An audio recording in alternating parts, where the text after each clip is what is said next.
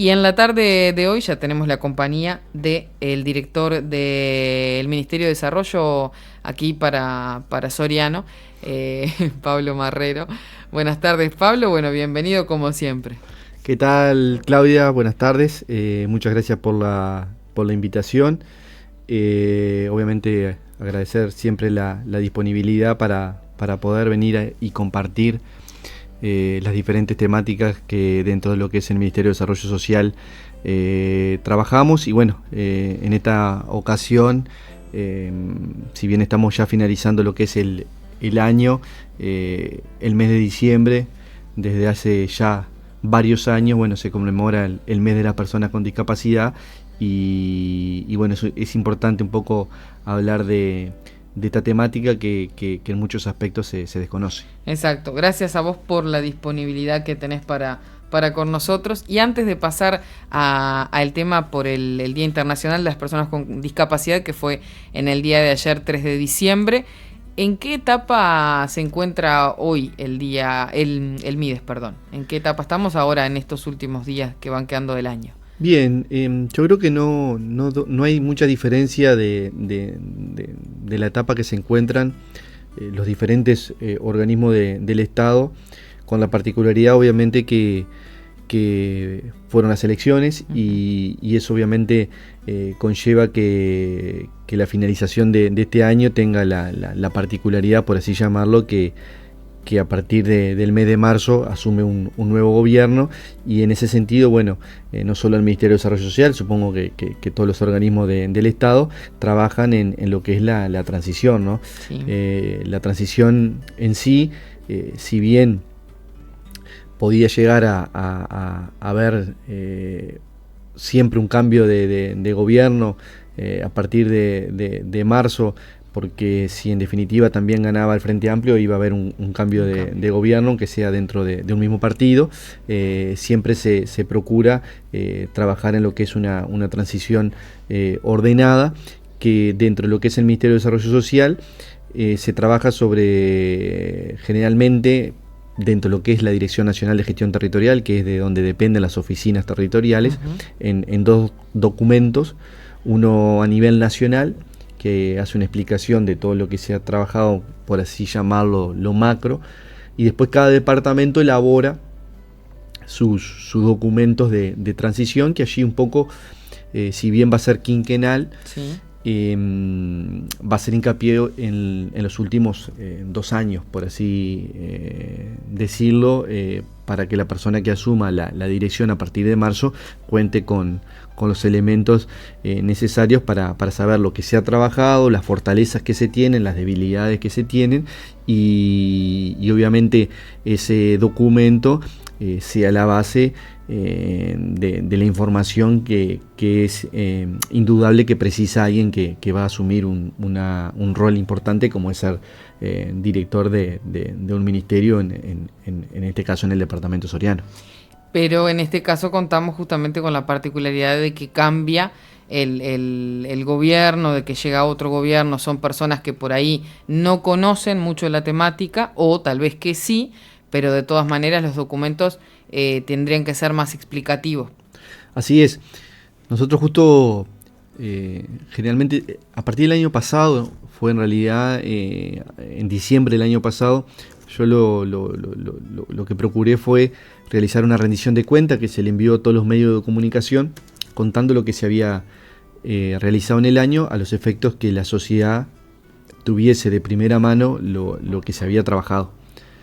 Fue muy interesante porque tuvo muy buena receptividad, porque era la forma de más, creo, cristalina de contar con datos concretos, que de otra forma hubiese sido complejo por parte del vecino o vecina obtener esa información. Entonces creo que fue algo interesante que valió la pena. Y justo también ahora que estábamos hablando, que estaba también llegando diciembre y que estábamos trabajando en este documento de transición, elaborar uno similar para este 2020, que obviamente va a estar basado en ese documento de transición. Un documento de transición pueden ser 180 hojas. Claro. Obviamente no podés presentar una rendición de cuenta de esa magnitud, pero sí obviamente los datos se van a a extraer de ese documento de transición, porque son los últimos datos que tenemos. Y obviamente después depende de la persona que asuma la dirección del ministerio, porque si es una persona, en mi caso, yo soy funcionario desde el año 2007, o sea, llevo 12 años en el MIDES. Obviamente que mi función anterior no era vinculada, por así decirlo, al trabajo de una oficina territorial, pero el aprendizaje en mi caso fue seguramente con mayor celeridad, porque al estar ya desde tanto tiempo dentro del ministerio, obviamente manejaba la mayor parte de la información. En este caso seguramente sea una persona ajena a lo que es el ministerio actual, y eso obviamente va a requerir del apoyo de todos nosotros, de los compañeros, para lograr que quien asuma cuente con la mayor datos o mayor cantidad de datos posible, y también el respaldo día a día que obviamente lo va a tener para que la función que le va a tocar tan importante llevar adelante lo haga de la mejor manera, porque en definitiva creo que lo principal es que si las cosas se hacen bien, el principal beneficiario es la ciudadanía. Entonces los técnicos, los profesionales que trabajan en los diferentes organismos del Estado, y en este caso en el MIDES, porque es de lo que yo puedo hacer referencia, se trabajará de la misma forma que se viene haciendo hasta ahora, los efectos de que la población continúe con lo que viene recibiendo, tanto en servicios o prestaciones en la actualidad por parte del MIDES. Después va a depender mucho de las políticas sociales que se traten de instalar por el nuevo gobierno, que eso también forman parte de lo que son las estructuras políticas, y pueden ser cuestiones que en este caso el ministro de Desarrollo Social, cuando asuma, considere de que quiere hacer hincapié en un punto o en otro, quiere fortalecer un área o la otra, y eso obviamente va a determinar lo que va a ser la estrategia territorial. Un poco para que quienes nos están escuchando, generalmente, bueno, se reúne presidente con presidente saliente con presidente entrante, y así va bajando tipo pirámide las reuniones que se van manteniendo. Después se va a reunir ministro entrante con ministro saliente, y después directores entrantes con directores salientes, y eso va bajando. Y bueno, al interior generalmente las definiciones son posteriores a esos encuentros a nivel nacional. O sea, si la directora o el director nuevo del MIDES, cuando tengamos el nombre, seguramente ya sea posteriormente a ese proceso que se está ya realizando a nivel de lo que es la centralidad, seguramente en el mes de enero y febrero, porque bueno, la persona asumiría en el mes el 1 de marzo. También la particularidad que tiene en este caso el MIDE es que quien habla va a seguir trabajando en el MIDES, entonces la persona que asuma va a tener como referencia directa el apoyo de mi persona. Entonces que muchas veces cuando un director deja de estar, el director al ser un político se retira del lugar, entonces el entrante muchas veces se queda sin, o puede consultar una información, pilar, etcétera, como para poderse guiar. Exactamente, en este caso obviamente me va a tener a un metro para también ese proceso que la persona lleva adelante como nueva función, tener además del respaldo obviamente de los equipos técnicos, tener el de mi persona para ir también, creo, beneficiando la adquisición de conocimientos sobre diferentes temas que hemos venido trabajando no solo en estos 2 años, porque yo voy a estar en realidad 730 días. Claro. Son 2 años que obviamente si a uno le preguntan cómo fue la gestión de uno, es muy difícil valorarla en tan poco tiempo de una gestión de un gobierno, porque el ideario sería que la persona permanezca en la gestión el periodo de un gobierno, 5 años, o por lo menos más de la mitad. En este caso, yo desde el lugar que yo estoy, o la función que me tocó a mí, fueron 2 años, pero creo que ha sido muy satisfactoria el resultado final de lo que hemos llevado adelante, porque tanto en el 2018 como en el 2019 la planificación que habíamos elaborado se cumplió en un 100%, y eso obviamente en primer lugar es gracias al equipo que se tiene, porque además siempre lo recalco que los equipos que trabajan en las oficinas del MIDE Sensoriano, es decir, Cardona, Dolores y Mercedes, son de un alto nivel, y eso creo que también la ciudadanía lo tiene que tener presente, porque hacen que el trabajo sea muy fluido y que los resultados obviamente sean lo que se espera. Siempre para mejorar, siempre hay cosas para hacer, nunca se tiene la satisfacción completa, porque uno siempre se queda con ganas de algo más, pero sin embargo dentro de las posibilidades que se tiene estamos totalmente satisfechos, porque hemos cumplido, tanto reitero, en el 2018 como en el 2019 con la planificación. Entonces, si a uno le preguntan cómo considera la gestión, obviamente como director decir, bueno, es algo que me tienen que decir a mí, no uno decir cumplí o no cumplí, pero sin embargo sí puedo adelantar que hemos llevado adelante y cumplido con lo que nos hemos propuesto de trabajo. Entonces eso creo que es positivo, y es algo también para recalcar. Claro, inclusive la evaluación también del equipo de trabajo, que eso lo haces como director, y me supongo que en estos 2 años es muy buena la gestión en cuanto al trabajo que ellos realizan también con las propuestas y bueno, todos los proyectos que se han hecho durante este tiempo. Sí, es así. Yo igual me quedo con lo que se recoge del vecino, de la vecina, cuando uno se lo cruza, ¿no? Eso. Porque lo primero que preguntan es, ¿te vas? ¿Te quedás? Y seguramente si uno no hubiese hecho las cosas medianamente bien, nadie le iba a preguntar si se quedaba o qué iba a pasar con uno, y uno nota cuando va, yo que sé, al almacén o va a una instancia y se cruza con alguien, como que existe esa cuestión de preguntar, y eso obviamente tiene que ver seguramente con una cuestión de que valoran el trabajo que ha realizado uno. Y de preocupación también. Sí, seguramente, porque posteriormente a las elecciones muchas personas incluso se han acercado al MIDES con diferentes temas que tienen que ver un poco con lo que dejó la parte electoral, y ese nerviosismo de lo que va a pasar o que va a suceder, cómo se va a trabajar ahora. Hay muchas personas que se acercan a las oficinas y ya generan como una cuestión de trato técnico profesional entre la persona y el funcionario, y de los nervios eso, decir, ¿vas a seguir trabajando o no vas a seguir? Siempre te identifico a ti para hacerte una consulta, ¿vas a seguir? Bueno, eso genera todo un movimiento que a mí no me había tocado vivirlo, porque no estuve en la función de la dirección desde el 2018 en adelante, pero lo noté ahora, en la semana pasada, y bueno, eso obviamente uno le tiene que llevar la tranquilidad a la población, que en definitiva, reitero, esté quien esté, siempre va a priorizar que la ciudadanía obtenga respuestas, y que los derechos obviamente que actualmente tienen se mantengan. Después los matices obviamente van a haber, y también iban a ver si quien asumía el gobierno era de la misma fuerza política, porque obviamente los enfoques, las perspectivas de las cosas tienen que ver un poco con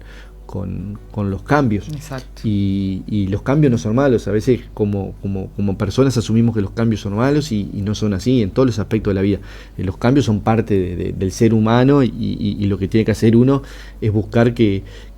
esos cambios o modificaciones que se llevan adelante estén acompasados con cuestiones que no traten de generar rispideces o evitar que cuestiones que ya están asumidas por la sociedad como derechos o como prestaciones o como servicios piensen que se puedan retirar, sino que obviamente la persona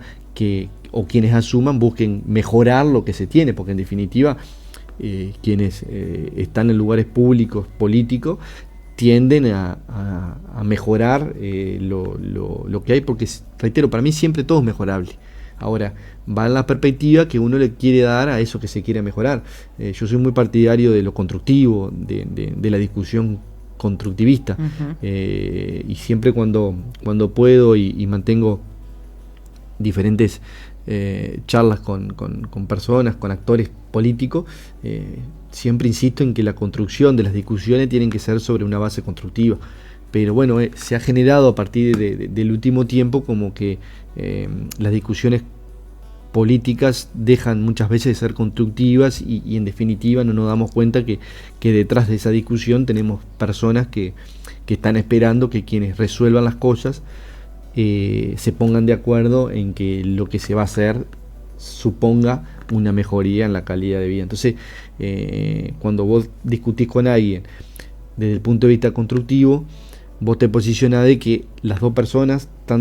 están tratando de generar o buscar una mejora a una determinada situación. Entonces ahí obviamente te posicionas en un lugar totalmente diferente a que estés dialogando con alguien que está desconstruyendo lo que alguien construyó. Son diferentes perspectivas. No quiere decir que la constructivista sea la válida. Sí. Seguramente capaz o hay otra persona que considera o piensa diferente y también es válido. Digo lo que como persona, como Pablo, considero siempre que debe trabajarse sobre lo constructivo, sobre lo que existe, obviamente para mejorarlo, porque reitero, siempre en todos los aspectos y más en lo social, el día a día va generando cuestiones que tienen que ser modificadas y pensadas de acuerdo a ese día a día que va pasando. Mejor explicado imposible. Y ahora sí conversamos en estos minutos que nos quedan, Pablo, si te parece, de lo que es el mes de las personas con discapacidad, que en el día de ayer se celebra, como cada 3 de diciembre, el Día Internacional de las personas con discapacidad. Y ayer hubo un evento allí en Plaza del Rosedal.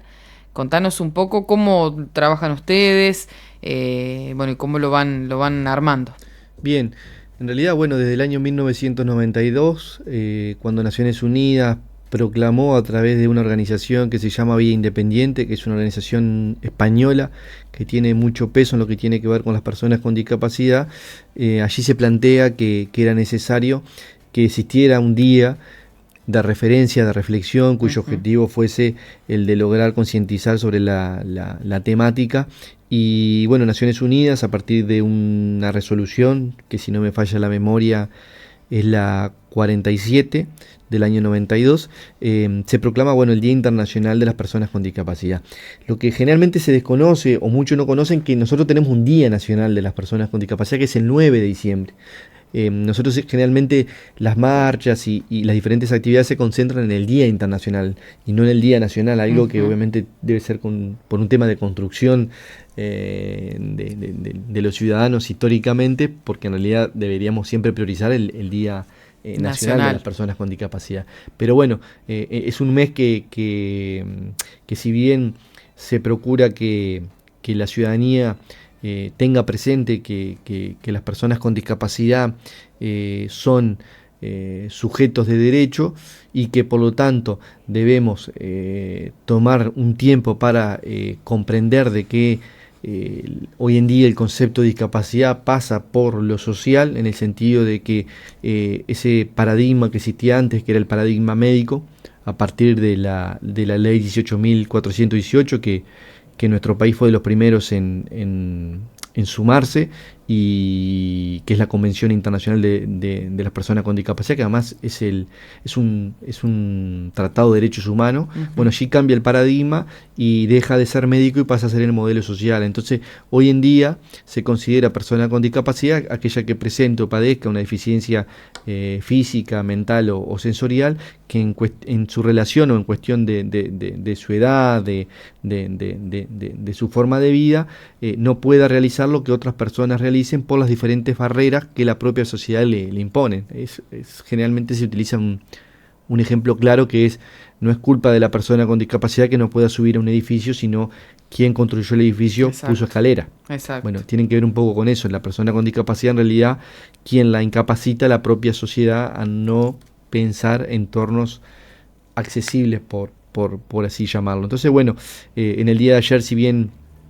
fue una actividad organizada por las compañeras Joana Badaraco y Karina Piñeiro, también con participación de los Leones. Creo que fue una actividad que para mí son más interesantes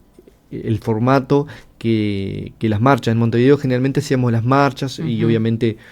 después al finalizar una proclama, pero para mí es mejor, o por lo menos da más resultado para quienes participan, realizar algún tipo de encuentros como el de ayer, que tiene que ver un poco con un taller, por ejemplo, hubo un coro en lengua de señas, realizado por alumnos del liceo, que obviamente no son intérpretes de lengua de señas, pero como tienen un compañero sordo dentro de la clase, ellos aprendieron un tema en lengua de señas y ayer lo cantaron. Bueno, eso creo que en definitiva logra sensibilizar y concientizar sobre el tema de discapacidad, más que una marcha. Ayer justo hablando con una radio en Dolores, me preguntaba, bueno, si han habido avances. Y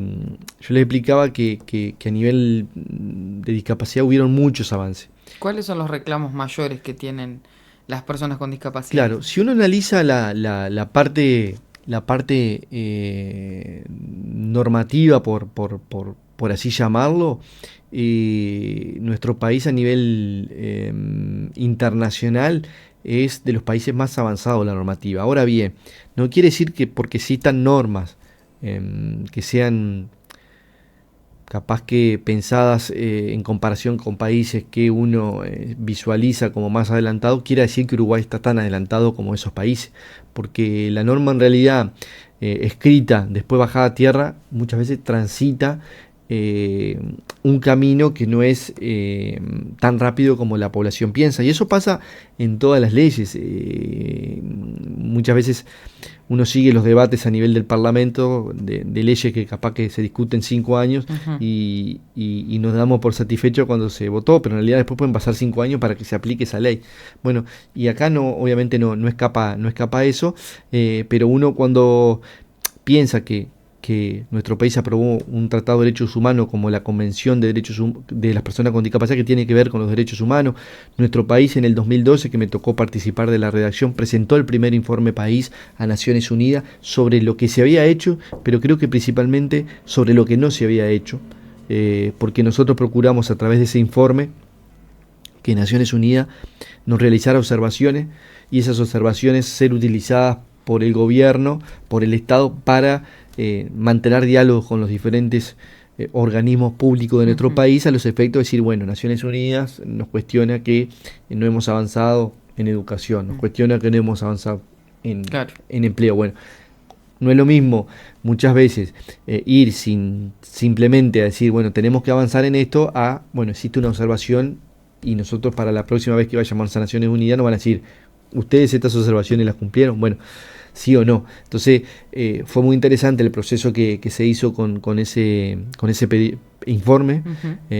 presentado, porque era la continuidad de la aprobación de la convención. Además, nuestro país aprobó el protocolo facultativo de esa convención, que para quienes nos están escuchando comprendan, es como cuando se redacta una ley, muchas veces no se puede aplicar si no se reglamenta la misma, que sería bajarla a tierra. Hay muchas leyes que se estipulan determinadas cosas que si después no se reglamenta es muy difícil aplicarla. Bueno, el protocolo viene a cumplir eso mismo, es decir, establece un procedimiento que incluso habilita a las personas con discapacidad que si el Estado no cumple pueda presentar denuncias. Claro. Además, a Naciones Unidas, del informe que presentamos, del informe país en el 2012, hubo un informe sombra, que es decir, es el informe que la sociedad civil presentó sobre el Estado uruguayo en ese momento. Entonces también fue muy interesante ver los dos informes y cruzar datos de lo que el Estado decía y lo que la sociedad civil decía. Después también se aprobó la ley 18.651, que es la ley madre en discapacidad, que allí lo que establece un poco tiene que ver con los temas fundamentales de las personas con discapacidad, es decir, lo que tiene que ver con el empleo, con la educación, con la salud, lo que tiene que ver obviamente con la certificación única y demás. Tenemos leyes específicas, por ejemplo la ley de empleo juvenil que establece artículos para las personas con discapacidad, los monotributos sociales, tenemos una ley que se aprobó hace algunos meses que también me tocó participar, que es la que establece la obligatoriedad de todas las empresas privadas de incluir personas con discapacidad de acuerdo a la cantidad de empleados que tengan. Es una ley que hoy pues ya fue reglamentada, pero hoy ya se está buscando coordinadamente con los empresarios, porque también estuvo bueno el diálogo que tuvimos con lo mismo, que nos plantamos al lugar de decirle, mire, nosotros no venimos a tratar de multar a una empresa porque no cumple, sino que queremos trabajar coordinadamente con ellos para que ellos sean parte de la inclusión, porque si alguien obliga a otro, generalmente no va a ser una inclusión propiamente dicho. Va a ser, bueno, contraten a fulano porque me lo pide la ley. Entonces nosotros no queríamos eso. Queríamos que fuera parte de un trabajo en conjunto, Estado, sociedad civil y empresas privadas. Pero la ley sí genera una multa a la empresa que no, claro, que no lo realice. Dentro de las cuestiones que se han mejorado, que existía el ingreso, el famoso 4% de los organismos públicos de cumplir, que también eso es un tirón de orejas porque no se ha logrado cumplir históricamente. Es decir, de hace 30 años no se logra nunca llegar al 4%, y ahora le suma la obligatoriedad a las empresas privadas. Antes las empresas privadas no estaban obligadas a contratar personas con discapacidad. Hoy empresas... Pero sí existían beneficios, ¿o no? No, ahora con la nueva ley se agregó que obviamente quienes incluyan a personas con discapacidad tengan beneficios, exoneración de aportes patronales que se van a ir a medida que van pasando los años disminuyendo, porque partimos de la base que en realidad la empresa que contrata a la persona con discapacidad es un trabajador que va a tener los mismos derechos y las mismas obligaciones que cualquier otro trabajador, y se va a procurar que esa persona, si bien va a tener que tener algún ajuste razonable o algún apoyo, se pretende que sea una persona que tenga capacidad para desenvolver la tarea que se pretende realizar. Es decir, no es lo ideal es que si tenemos una empresa que no tiene ascensor y tiene 10 escaleras, quiera contratar a una persona en silla de rueda y hacer que los compañeros la suban al primer piso a las 8 de la mañana. No, bueno, ahí se tiene que hacer un ajuste de lugar y bueno, es decir, si la oficina estaba arriba, bueno, tratar de que la oficina esté abajo y si el teléfono estaba a 5 metros, tratar de acercarlo al escritorio de él. Bueno, hay una serie de cuestiones que se definen como ajuste razonable, que la convención los define así, que obviamente los empresarios también van a contar con ellos en lo que tiene que ver con la asesoría. Y además la ley nueva, porque siempre nos quedamos con lo obligatorio de las normas, o nos quedamos con los titulares. Hoy vivimos en un mundo tan rápido que uno ya muchas veces ni siquiera ingresa a leer las noticias, sino que se queda con el titular, y no solo se queda con el titular, discute en las redes sociales con gente que también leyó el titular y ninguno leyó el contenido de lo que están discutiendo. O sea, vivimos con una vorágine tan grande que en definitiva creo que nos terminamos perjudicando como sociedad, porque el nivel, en vez de subir, muchas veces baja. Y en lo que tiene que ver con estas leyes también nos quedamos capaz con la obligatoriedad y no con todo lo que engloba esta ley, que tiene que ver con el tema de educativo, con el tema de vivienda, crea por primera vez lo que son los empleo con apoyo, que es una metodología de trabajo en el cual una persona que está capacitada acompaña a una persona con discapacidad en el trabajo, y esa persona lo va apoyando en la tarea y se va retirando de a poco hasta que la persona con discapacidad logre una independencia y pueda realizar la tarea de forma unilateral. Y eso es un servicio que hoy lo tiene el Estado, que lo brinda gratuitamente, y si una empresa X necesita del mismo, bueno, se hace la coordinación y la persona, ese técnico, que en este caso está en Montevideo, pero la idea que al ser el tener un respaldo legal, obviamente suponemos que va a haber mayor cantidad de demanda para aprender. Generalmente son estudiantes, profesionales, ya son psicólogos o trabajadores sociales, y ellos participan de lo que es el empleo con apoyo, que está en esta ley. El tema de de la accesibilidad, es decir, el tema de qué pasa si un trabajador tiene un hijo o una trabajadora tiene un hijo con discapacidad, si tiene licencia especial, qué sucede si una persona con discapacidad tiene que viajar a Estados Unidos a hacer un tratamiento, si la empresa si se ausenta lo tiene que despedir. Bueno, todo eso engloba la ley, que generalmente no es lo que se termina discutiendo por quienes muchas veces llevan las discusiones a determinados temas, y creo que también en sí hacen a la cuestión importante que tiene que ver porque a la persona con discapacidad le va a interesar todo lo otro, claro, lo que yo estoy mencionando, no exactamente la obligatoriedad, y partir de esa base de que uno por la experiencia le ha pasado a ver situaciones que te dicen tengo una persona con discapacidad, pero uno ve en las condiciones que está esa persona con discapacidad trabajando, y realmente se da cuenta que hay que hacer un trabajo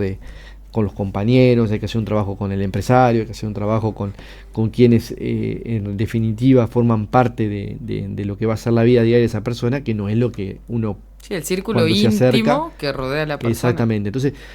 todo es un tema de que requiere de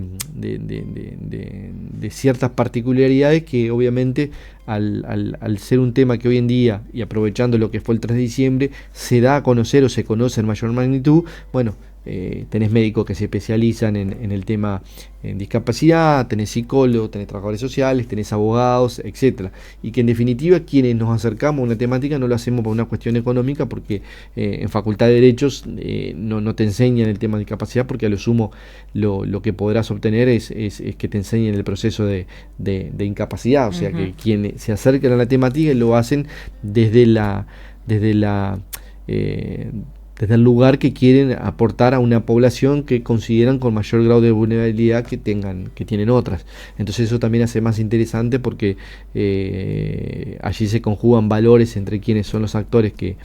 van a participar de lo que son las discusiones diarias de la temática, y no que lo hagan por una cuestión de beneficios o rédito. Eso es importante mencionarlo. También lo vimos hace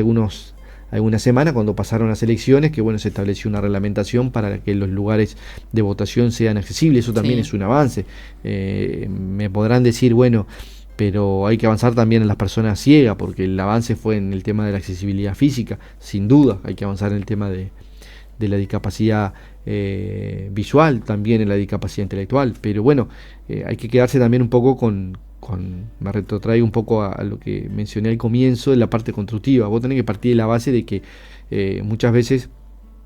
algo que no había, hoy lo hay, y seguramente eso que existe ahora, el hoy, requiera de cuestiones que tengan que ver con la modificación, y tienen que ver un poco con la vida misma, de los cambios que son necesarios para ir logrando acompasar los tiempos con las realidades que la población, que esos vecinos y vecinas tienen. Y acá hubo un avance que obviamente fue beneficiado la persona con discapacidad física, pero también siembra que la posibilidad de que se comience ya a dialogar. Bueno, tenemos discapacidad mental, ¿qué pasa con una persona con síndrome de Down declarada incapaz? ¿Puede votar o no puede votar? ¿Qué pasa con una persona ciega cuando entra a un cuarto oscuro? Tiene que ir acompañada por otro. Entonces, ¿por qué esa persona va a confiar en el otro que va y que le da la lista? Bueno, se generan cuestiones que tienen que ver con preguntas que también hacen a la cosa y que son importantes tirarla sobre la mesa y empezar a discutir. Entonces, ahí cuando ya se empieza a discutir y la gente ya empieza, y los medios de comunicación empiezan a consultar, che, ¿qué pasa si va alguien con esta situación? ¿Vota o no vota? Bueno, eso ya es un resultado positivo, porque se instala un tema que de otra forma no se instalaría. Y después que las personas con discapacidad son totalmente heterogéneas. No hay dos personas con una misma situación, y por lo tanto cada persona requiere de un trabajo adecuado para esa persona. Estamos hablando que nuestro país anda en el entorno, de acuerdo al censo, de las 500.000 personas. O sea, viven entre es un número importante. Sí, yo soy muy crítico del registro ese, porque el censo fue mucho de autopercepción y obviamente creo que es menor. Pero si uno va en los indicadores o analiza los indicadores actuales, un 8% de la población tiene discapacidad, que es un porcentaje alto. Y además también nadie está exento de adquirir una discapacidad, porque la discapacidad puede ser desde el nacimiento, pero también puede ser adquirida. Sí, tener un accidente. Accidente de tránsito, o accidentes cardiovasculares, un sinfín de cuestiones que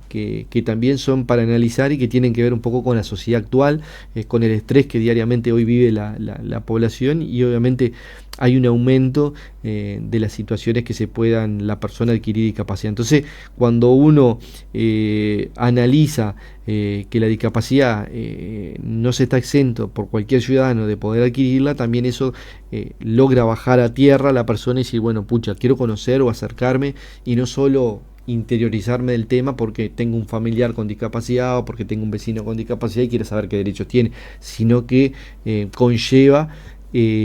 a que todos nos preocupemos, porque reitero, es algo que nadie está exento de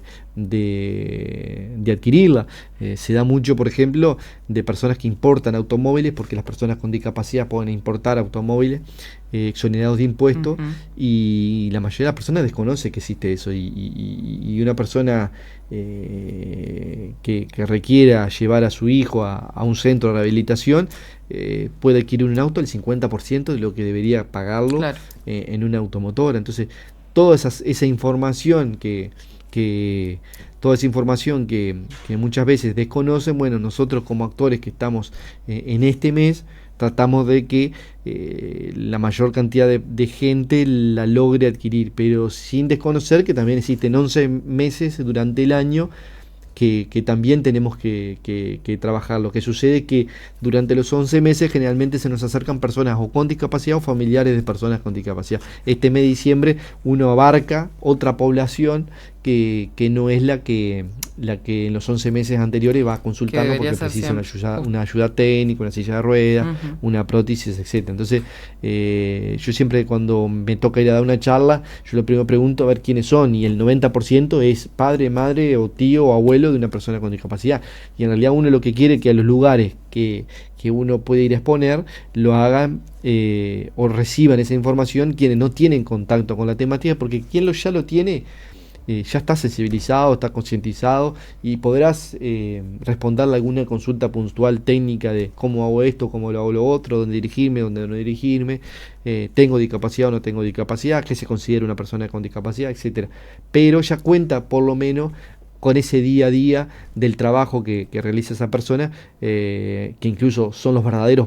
profesores y propulsores a enseñarnos a quienes capaz que no convivimos diariamente con una persona con discapacidad. Pero generalmente en este mes se busca eso, de lograr captar a muchas personas que busquen interiorizarse, porque después ellos van a ser reproductores de lo que son los derechos, que podríamos estar hablando horas, porque tenés para hablar de educación inclusiva, de empleo inclusivo, que un poco lo tocamos, pero bueno, educación inclusiva también es un tema que está en debate constante. Si una persona con discapacidad puede ir a la escuela, puede ir al liceo, qué pasa con los asistentes terapéuticos, pedagógicos, qué sucede con el tema de la salud. Es decir, hay un sinfín de cuestiones vinculadas a la discapacidad que tienen su propia línea de trabajo, y que cada tema tiene que ser abarcado en un contexto dependiendo de la situación que se genere. Hoy en día, por ejemplo, tenemos la Red Mandela, que tenemos 40 escuelas del país que son inclusivas, que son reproductoras de buenas prácticas, que en este caso en Soriano la 104 y la 41, si no me falla la memoria, son escuelas inclusivas, y es muy interesante porque las demás escuelas lo que hacen es nutrirse de la experiencia que tienen estas maestras del día a día con personas con discapacidad, para plantearles situaciones que se les pueden presentar a las mismas. Entonces, hay un sinfín de cuestiones, el gran trabajo que hace ARIL, el gran trabajo que hace PBT, el gran trabajo que hace por nuestros hijos, la asociación Down, que en definitiva son quienes sustentan lo que después se traslada a una política pública. La política pública tiene que nacer de la sociedad y de la comunidad, y la comunidad posteriormente tiene que ser aquella que resguarde que se cumpla la política pública y que controle que se cumpla esa política pública. Pero cuando una política es nacida o nace desde el sector social, comunitario, es muy probable que el resultado sea totalmente más positivo que si naciera simplemente de un actor político. Entonces, pero la comunidad como gestora de esa política también tiene que asumir ese rol de continuar y no solo proponer la idea, sino decir, bueno, yo la propuse, quiero participar del diseño, pero además quiero participar de lo que es en la ejecución o por lo menos el contralor de llevado adelante la misma. Y creo que ahí es cuando nacen las verdaderas cosas, como pasó ayer, que nace de dos compañeras que se ponen al hombro, que son parte de la sociedad civil. Bueno, vamos a hacer una instancia sobre el tema del 3 de diciembre. Lo vamos a tener también en Cardona el día jueves, con una charla y también con una movida allí interesante. Y por eso reitero que en el tema de discapacidad, capaz que dentro de los colectivos con mayor vulnerabilidad, la comunidad es fundamental. Por eso está siempre el eslogan, nada de nosotros sin nosotros. Es decir, tienen que ser parte de lo que se lleva adelante por el Estado. Carretero, han habido muchísimos avances en materia de discapacidad. Para finalizar, el tema de los informativos con intérprete de lengua de señas, que parecía algo totalmente imposible. Bueno, hoy tenemos personas, estamos hablando del 2019, siglo XXI, que eran personas sordas que no podían mirar un informativo porque no comprendían lo que quienes estaban diciendo allí estando o hablando. Y hoy en día, desde hace 4 o 5 meses, estamos logrando eso que capaz que si no sos una persona sorda no comprendés la magnitud en el cuanto a la vulneración de los derechos de esa persona sorda en poder disfrutar o poder ver un informativo, y esperemos que solo sea el inicio de algo, porque reitero, la ley que obliga a los informativos tiene muchísimos años, y estoy hablando que se empezó a cumplir hace algunos meses. Por eso reitero, muchas veces si uno ve las leyes, hemos avanzado muchísimo. Ahora va mucho en tratar de lograr que las normas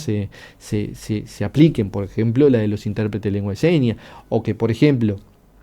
si hay una conferencia de prensa y hay un intérprete de lengua de señas, que el camarógrafo no enfoque a quien está hablando y no enfoque al intérprete de lengua de señas, porque estaría siendo discriminatorio. Entonces, eso que capaz que el camarógrafo obviamente no lo va a hacer de mala gana, pero no está teniendo una concientización o sensibilización sobre una temática. Entonces, esas pequeñas cosas que uno la da por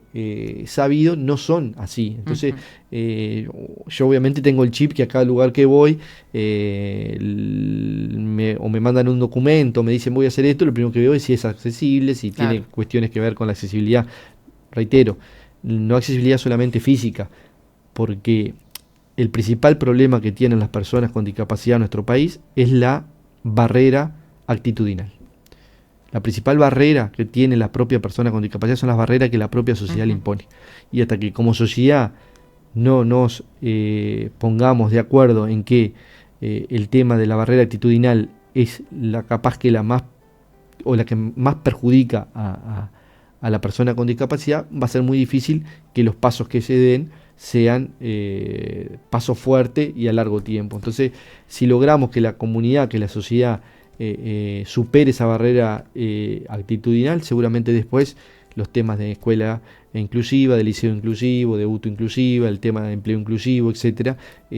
obviamente va a ser mucho más accesible para las personas con discapacidad acceder a lo mismo, porque va todo de la mano. Es muy difícil para una persona con discapacidad adquirir un empleo de calidad si previamente no fue a la escuela o no fue al liceo. Entonces todo tiene que arrancar en su debido tiempo, y si bien han habido avance, reitero, tiene que pensarse desde una política constructiva en ir mejorando lo que se ha hecho, porque en todos los aspectos de la vida hay temas para mejorar. Pablo, se nos fue el tiempo. Y no, eso que acabas de decir, ahora lo último, era una de las cosas que quería resaltar de que no es solamente obligar al Estado para que haga las cosas, sino que de la misma sociedad es lo primero que tiene que resaltar, y no es solamente en los días que nosotros a veces encontramos la información y colocar un hashtag por ahí en redes sociales, sino que tiene que salir un poco más. Vos nombrabas hace un momento nada más de que durante los 11 meses donde no se habla de discapacidad, las personas que se acercan son únicamente las que están vinculadas directamente. Pero estaría bueno que nosotros como sociedad, aquellos que no, tal vez ni siquiera estamos en contacto con alguien, simplemente por el hecho de informarnos para un eventual caso lo podamos tener ya presentes, y no eso de tener que estar mirando tal vez de costado a alguien, que no está bueno, y bueno, y nos hace malas personas y una mala sociedad. Sí, en realidad creo que no solo en la temática esta puntual, la comunidad tiene que comenzar a comprender que no es todo el Estado debe hacer, sino que nosotros como sociedad también debemos lograr acompañar los procesos que muchas veces a nivel de Estado o de política de Estado se realizan, porque muchas veces uno tiene la percepción de que si no me das o si no lo haces, yo no lo hago o yo no voy a intentar hacerlo, y creo que eso no debemos hacer que siga siendo algo que es el ideal, porque no lo es. Nosotros como sociedad tenemos también que lograr comenzar a asumir responsabilidades y comenzar a hacer. Por eso cuando uno tiene contacto con los Rotarios, con los Leones, es maravilloso, porque el trabajo que ellos realizan, el trabajo que hacen quienes están en las organizaciones sociales vinculadas a la discapacidad, sin ningún tipo de rédito de ninguna clase, es el que debemos valorar y el que debemos copiar, y no estar diciendo si no lo hace el Estado o si no el Estado no me lo da, el Estado no está cumpliendo y por lo tanto yo me voy a quedar donde estoy. No, tenemos que empezar en todos los aspectos, lo digo, no solo en el tema puntual, como sociedad comenzar a ser capaz que un poquito mejor, porque siempre tenemos margen para mejorar, pero si todos ayudamos, si todos nos ponemos los temas al hombro, y no me estoy refiriendo a poner a nivel económico, me estoy refiriendo a que si doy una charla sobre determinado tema y yo voy y participo de esa charla y adquiero conocimiento sobre esa charla, y yo después lo puedo replicar a mi hijo, a mi hija, a mi vecino, ahí yo estoy siendo ya un poco mejor, porque estoy participando de algo, y eso en definitiva en el día de mañana, cuando alguien me consulte, no le voy a decir andate hasta tal lado para que a ver si te dan esa información, porque yo ya la adquirí. Entonces, bueno, ese tipo de acciones debemos comenzar como sociedad a replicarla, porque creo que en definitiva nos hace mejor, y uno quiere creer que como sociedad lo principal que tenemos es,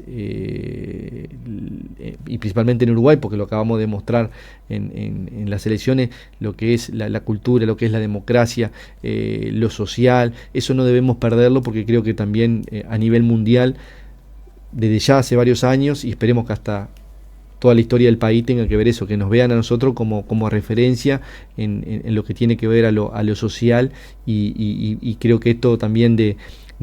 adquirir y tener acceso a conocimiento por parte de estas temáticas, que hay muchísimas otras, creo que nos hace ser mejores personas y en definitiva ser mejor sociedad. Exacto, y aprovechamos la oportunidad porque mañana 5 de diciembre es el Día Internacional de los Voluntarios, así que por ahí alguien se puede acercar a utilizar ese día o el mes o lo que sea, y por ahí comenzar a construir Sin algo duda. en pos de esta sociedad que tanto necesita. Pablo, gracias nuevamente, y bueno, nos encontramos en una próxima oportunidad. Bueno, agradecerte nuevamente, Claudia, por la invitación, y obviamente nos encontramos a las órdenes, en este caso, bueno, en las oficinas del Ministerio de Desarrollo Social, y bueno, enviar un saludo a todos los que nos están escuchando, que también para ellos, quienes nos prestaron el oído y el haber capaz que adquirido un conocimiento que no tenían, ya es una buena acción, y que está bueno también reconocerlo.